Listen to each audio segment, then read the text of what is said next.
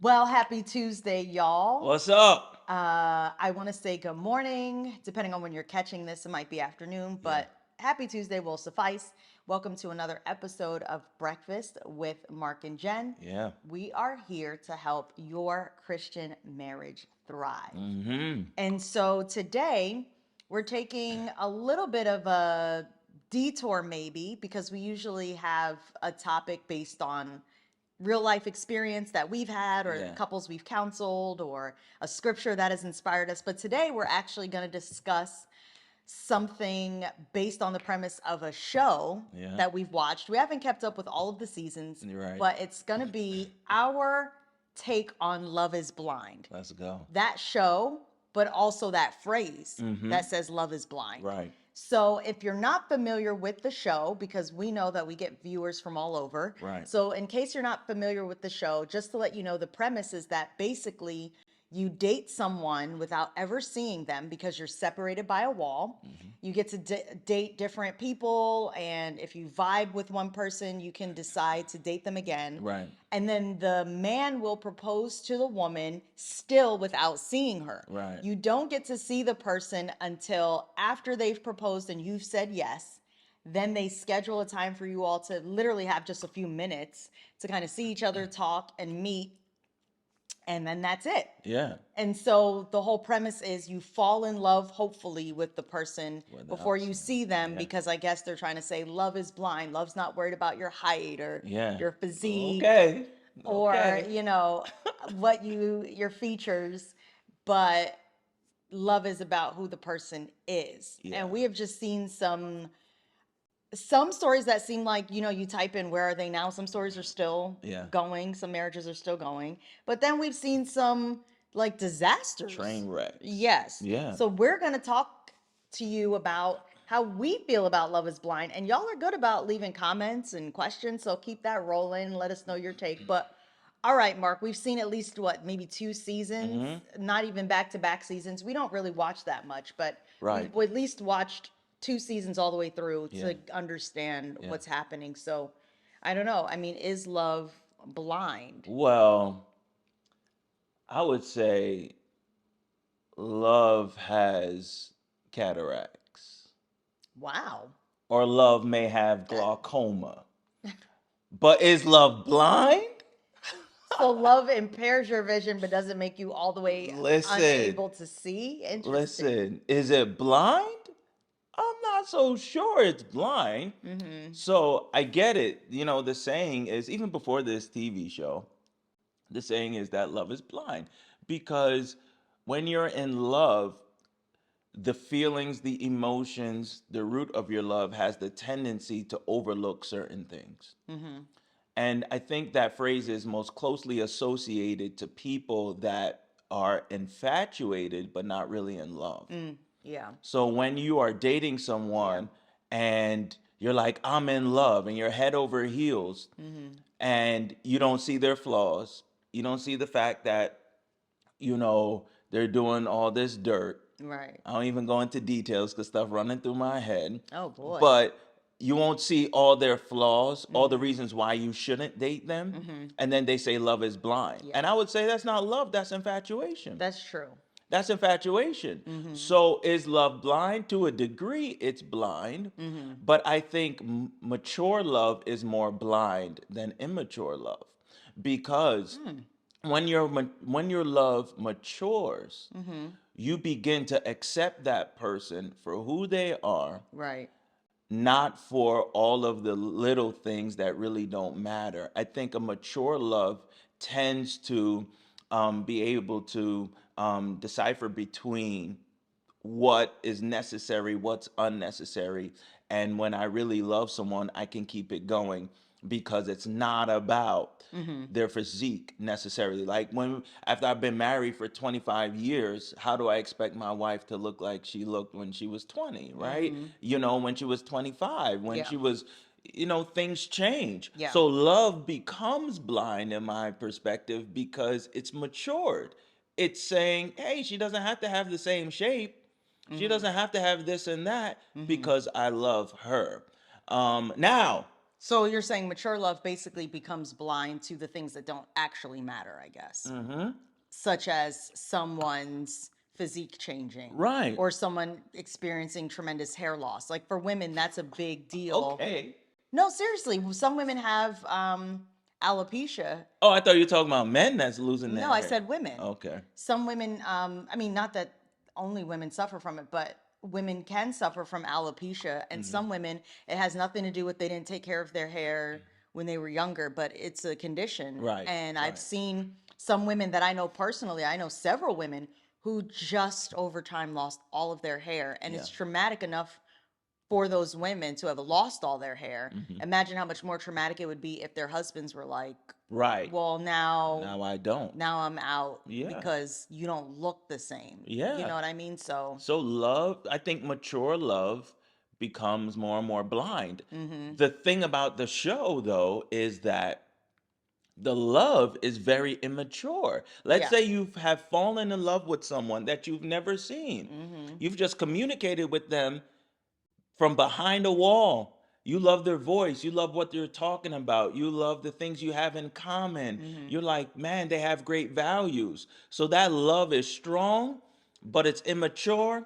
Then they move that wall and you see them and you're like, hold up. Mm-hmm. I'm not so sure because the love isn't strong enough Mm-hmm. to look past what you may be looking for Yeah. in a spouse physically Right. because that matters. It does. And you know, when we did a talk and we were talking about Mm-hmm. the person God may have for you may not be the person that you envisioned. You know, I we got a few comments where people were saying like, yeah, but at the end of the day, your desires matter to God. And I say, yes, but I feel like within the context of still what he wants. Yeah. Meaning, you'll think that you can't live with somebody that's a redhead and has Yeah. green eyes, Yeah. right? But then when you're like, oh, I thought I was getting tall, dark, and handsome, but I got tall, Short. Irish, and red hair Right. with blue, Right. green eyes. Yeah. But then you find that guess what? Oh my gosh, I can actually, you're a woman and you're like, I could live with this man though. I could live with that redhead. So I feel like why? Because God knows us better than we know ourselves. So at Mm-hmm. the end of the day, he's going to give you what you need, but I believe he does take your what you can live with into consideration. So you think that you can't live with someone that's a certain height, and then all of a sudden he sends you the perfect mate for you and it works. Or you think you can't live with somebody who has a particular habit, Yeah. but then he sends you that person, they do have that habit, but then all of a sudden you're like, oh my gosh, I can't live without them. Yeah. So I would say to those that were going bananas and like, but Jen, you can't say that. God takes into account what I want. I'm like, well, yes and no, meaning he knows you need to be able to be with somebody that you can stand to look at. Yeah. It just may not be what you originally thought you needed to look at, if Correct. that makes sense. Right. Because you may not be able to handle what you think you can handle. If That's it's good too. your exact prototype, Mm, then you're not going to get no work done. wow. Because you're going to be totally smitten Hmm. and over the moon and Mm-hmm. you can't control yourself. Mm. Like, and that's extreme, Right. but God knows exactly what you need. And like you said, what you can handle. I And like what you that. can handle. Mm-hmm. What you can handle. Now, the thing though is that um what people on this show, couples on this show, Mm-hmm. kind of run into is I have fallen in love with this person without seeing them. Right. But now that I see them, it's bringing into question whether or not I actually like them. That's true. Because That's true. it takes more than love. Yeah. You have to like the Yeah, person, because there Jen. actually are some people, Mark, who love an individual, but they actually can't live with them Mm, for various reasons. And honestly, this is going to be an extreme example, but I know of a couple where the wife really did love her husband, but yeah, she left because he was just really struggling with drugs to the point where she was like, this is not safe for me right. or our kid. But she admitted that I still loved him. But if he's going to be on drugs Yeah, and not even trying to get help, I can't live with him. And so that was the thing. She loved him, but she didn't like that habit. She Right. didn't like the demeanor Yeah. it gave him. She didn't like the other habits that came out of it. So there were things about him that she's like, I can't stand, Right. but I do love you. It's kind of like how God loves us, but he cannot stand our sin. There's things about us that God's like, I love you, but I don't like that about you. You got to change that. And like is enough as it relates to God. Like Hmm. is enough for God to say, "Hey, we need to fix this." Yeah. Because his love for us doesn't change. But if he doesn't like what we're doing, Hmm. if it's too much sin Yeah. that causes him to dislike it, Hmm. then he's like, we got to fix this. Yeah. And then love doesn't become enough if you're out there Mm, sinning, and God hates sin. So that's if it's good. something he dislikes, he's Yeah. like, I love you, but I can't be connected to you in that way because I Mm. do not And I like and I sin. can't trust you with certain things because you're Let's out here in go. so much sin. You want me to promote you, advance you, propel you into your destiny, but there's too much that I don't like there. I can't afford to do that. And it doesn't mean he loves us any less, but at the Right. same time he is not going he is a God that has very high standards. He is not going to settle. Listen. The God I serve Listen. has a high standards. Ask us how we know. Listen, okay? So, It's pretty crazy. And mhm. so these couples are coming together. The wall is removed. They walk down this long room. It's like a ballroom. They walk towards each other. They hug each other for the first time. Sometimes they kiss. They go in for the first time too much, but they have their moment. Mhm. But then you can see sometimes they're a little uncomfortable Mhm. Okay. because love may be blind, Yeah. but I need enough time to understand, what do you like? Do you like when I touch your shoulder? Mhm. Or don't you don't like to be touched there? Right. Or do you like when I sit really close to you, or is there some space that needs to be there? Mhm. When we interact and talk, do you like when I interject, or do you want to finish your statement before I jump in? These are the nuances that, when they say love is blind, love is not blind to those things. Like, those things actually matter, and Mm. they make a difference, and it has the ability to disintegrate and disable your love. No matter how strong that love is, everything changes once they see each other. And Mhm. why is that? Because the way God made us is what we see, what we can touch matters.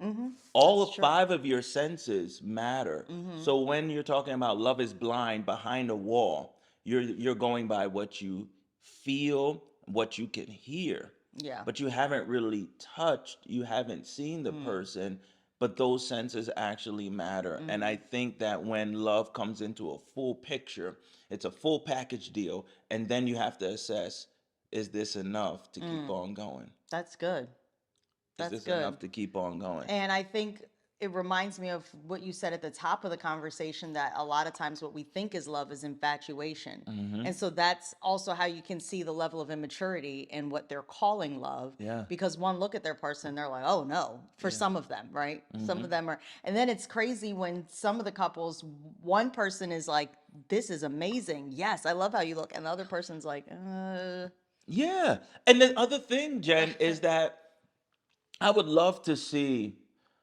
um what would happen if they gave the couples more time behind the wall.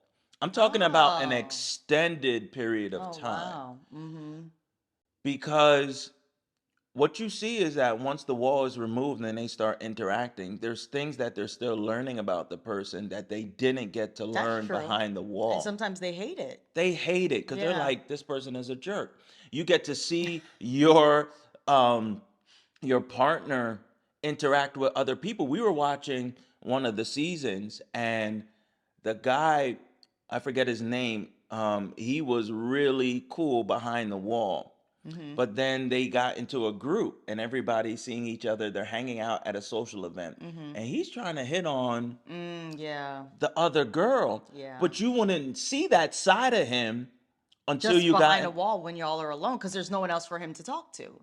So you didn't know he had that tendency. right. Yeah. So what they're doing is that they're isolating the love and Mm. saying you're falling in love. You're making a connection in this place of isolation. But love is bigger than that, Yeah, right? because when you get married, you're not going to live in a bubble. You're going to go into the world and you guys are going to have to interact. And if your spouse Come or on. potential spouse lives in a way that embarrasses you, makes you feel ashamed, Yeah. just makes you feel bad or bad about yourself, I mean, those are things you want to be aware of before you tie the knot. It makes a big difference. How do you interact with my family? How do you interact, when we come together and we go out with my friends? Yeah. Those things actually matter. Hmm. Love can't be determined. It can't be, um, the value of it can't be assessed in isolation. No, no. And I think because love can be blind, early love can be blind to the important things. That is why it is important to a certain degree, bring others into your relationship. That's good. So you have to get the opinion of family, Yeah. right? If your family, if you have an extreme case where maybe your family is not available, Hmm. people that you trust. But the point is just don't date in isolation, Yeah. because people Yeah. who have your best interests at heart will be able to look at someone and be like, are you seeing though how they talk to your mom though? Yeah. Are they seeing how they talk to you? Because you'll be shocked at how, if the person you feel like is the perfect package that you wanted, externally, they may actually speak to you in very condescending tones and you're not even noticing because you're just You're head is gone. in the clouds. Yeah. And you're not even noticing that they don't respect your opinion. You're Yeah. not noticing that they're always talking to you as if you don't have a mind of your own, as if you're, lacking in intelligence. Those types of things matter. I know, we both know of a young man, Mark, who called off his engagement with a young woman because he over time started realizing she actually talks to me all types of disrespectful on a Yeah. consistent basis. Yeah. And he said his parents had tried to kind of point that out to him, but he was so like, oh my gosh, I just love her. I love how she looks. I love what she's doing in life, blah, blah, blah. Hmm.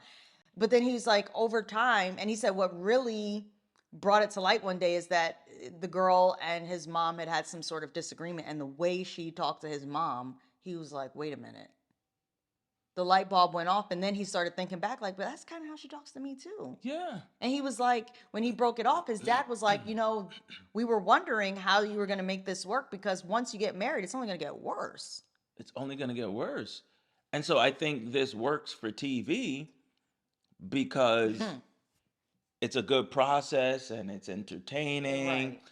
But in the real world, because you see them after the couples make a decision Mm-hmm. and they propose, then they bring the family in, Exactly. then they bring the friends in, Right. then they bring in, okay, they're living together and all these Right. things that matter, Mm-hmm. right? And it's like, okay, but are we assessing whether or not they're in love in the beginning? Like, Mm-hmm. are we assessing that the love is authentic, or are we saying they have a good foundation, but they Right. haven't really matured to what we would call in love, or actually determining that this is the right person for them? Exactly. That's a big decision. Here's another thing, Mm-hmm. Jen, is just because you fall in love with someone, is that the person you should actually marry? Well, that's true because you can Because, fall in love with the wrong person. yeah, Hmm. and that's basically what they're saying on the show. They're saying you've fallen in love, but what they do is they put the proposal ahead of all of these things that will actually determine whether or not you should marry a And then you person. do get to bow out before you walk You down the do get to aisle. Because bow we've out. seen couples where at least one person will be like, actually, I'm not sure I should do this. But my thing is So, that you shouldn't propose until you know all of these right. things. Well, listen, for TV land, they're going to do it the opposite way because they need the entertainment and shock value and all those things. But because they basically make you determine it on the wedding day, which is can be also cruel Yeah. because we've seen feelings get really hurt. Yeah. But yes, you shouldn't even go down the road of proposal if you're not sure that this is someone you can live without. Yeah. Yeah. And so I think it's an entertaining show, Right. but there's definitely elements of it that aren't real Realistic. life. Yeah. Yeah, it's not real life. And um, I think the marriages that work out and actually survive, it's just a matter of you're going to get a percentage that works. Right. Yeah. Not really that this is a great process, but you're Right. going to get a percentage that works. Right. And it works because it just Because the people just odds are, happen to find somebody that they can't live without, that the families like, all of that. But a lot of these relationships, even if in the moment they both wanted to get married and they both thought, sometimes you'll see later yeah, on that they got a divorce, they yeah, separated, all sorts of yeah, things. yeah. But before we go, what is something good about the show? I think what's great about the show is that they're starting off a relationship with communication, and they're putting that communication to a level of priority that will actually produce a healthy relationship. Now, it's done in isolation, which makes it problematic, Yeah. but when we think about how we got together, we had a long distance relationship. Yeah. So we were forced to talk and talk and talk. Now And we knew each this other. was before FaceTime Right. and So we knew what each other looked like because we yeah. had met in person, and that's what kicked off the relationship. However, a relationship that's built on strong communication is going to be a really good Yeah, relationship. we're big proponents of that because of Yeah. the reasons Mark just gave. Yeah. Our relationship literally was built on communication and friendship, so we're big on that. Yeah. You get to know a lot about a person based on what they say. Exactly. What they say, but also how they behave, Yeah. so Yeah. And I think that there is some credence to when you're looking at a person, you can be enamored with how they look to the degree that you don't hear what they're saying. yeah, it's true. And you're out here. Or you're enamored by things that can change also, not just their looks, but you're enamored by maybe the type of job they have. Yeah. Or you're enamored by maybe the type of family they come Yeah. from and Yeah. or their level of education, whatever it is, even outside of physical attraction that does it for you. Mm-hmm. Some people are enamored by people that hold certain positions in life or Right. in corporate, Mm-hmm. the corporate world. So even those things can cause you to miss what's being said that's not being said. Correct. Correct. Correct. Correct. So, we feel like love is blind to a degree. To a degree, yep. Love can blind you. It can impair your vision.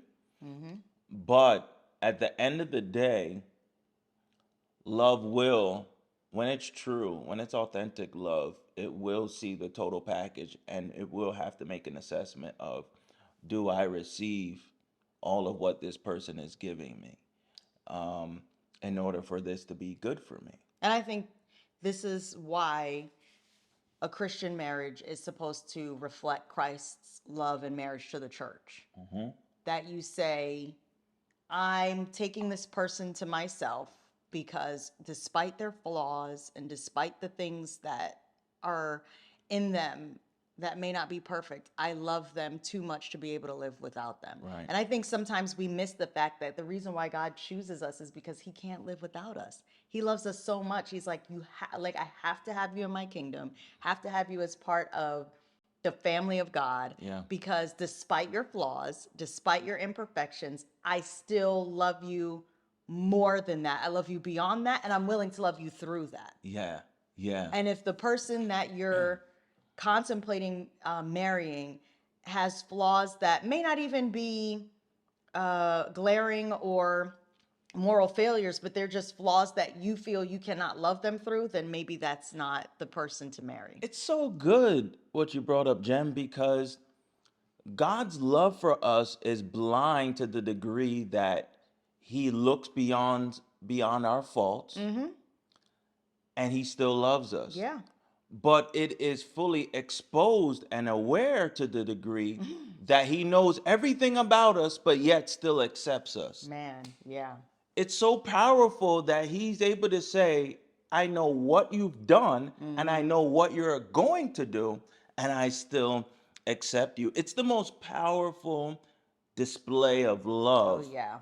ever in human existence, that he would do something like that and still get down on one knee and propose to us That's good. as the church and say, I'm going to take you as my bride. Yep. And I know every single thing about you.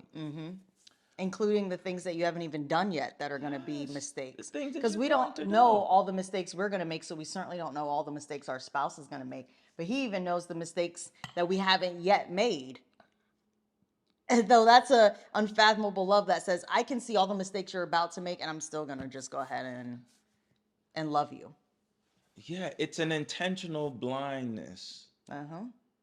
that he has seen it, but he chooses to be like, I'm not gonna allow that to Yeah. disrupt our relationship. And that's what's so powerful. And that's what we are unable to do. Yeah. Um, Because we're, at the end of the day, we're not God. we're not God. So we have to be realistic that, yes, his spirit, when we're his child and he saves us, his spirit is at work in us and should be at work in us. But at the end of the day, we still gonna have limitations. We're still gonna have limitations. We're still gonna have limitations. All right, y'all. So you got anything else on that, I'm Jen? good for You this. good for this one? I think I'm good for this one too. I hope we gave you guys some nuggets, some helpful tips on how you can do better in your Christian marriage, how you can make better decisions in your relationships. And this has been another episode with Breakfast with Mark and Jen. Yep. And we want you to like and subscribe, and we'll catch you next time. Take care.